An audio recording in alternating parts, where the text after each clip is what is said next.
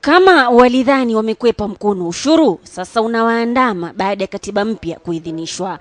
Halmashauri ya ukusanyaji ushuru KRA sasa imewaandikia wabunge kuwakumbusha kwamba wamepitwa na wakati. Wanafaa kuwa walianza kukata ushuru mishahara yao na marupurupu miezi 10 iliyopita. Arifa hiyo ya KRA pia imemfikia mkuu wa sheria. Lazima niangalie katiba inasema nini, lazima niangalie uamuzi wa mahakama. I want to deal with real figures here. The net salary of a member of parliament is 751. That's after tax. You sit down and you start planning and you are told you can take a mortgage. And you go ahead and take a mortgage where say you are paying 400,000. Then, and you make other commitments.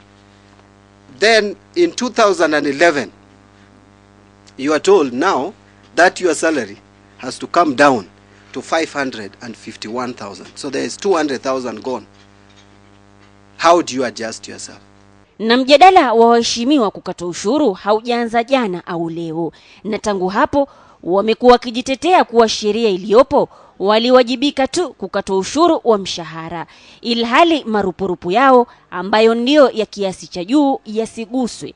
Na Wakenya walipowatia mbinyo, waheshimiwa walikereka sihaba. If a member wants any money deducted from his salary, if he's feeling sufficiently philanthropic, if he's feeling sufficiently charitable, and he wants to contribute to Kenyans, he is at liberty to do so.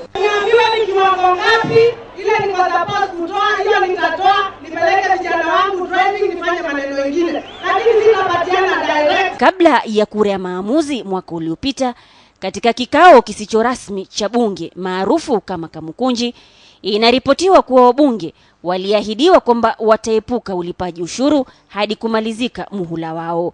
Hii ilikuwa ni chambo iliyotumiwa kuwanasa kutokana na kwamba wabunge wengi walikuwa shingo upande kuiunga mkono katiba kwa sababu ya kifungu kinachowashurutisha kulipa kodi.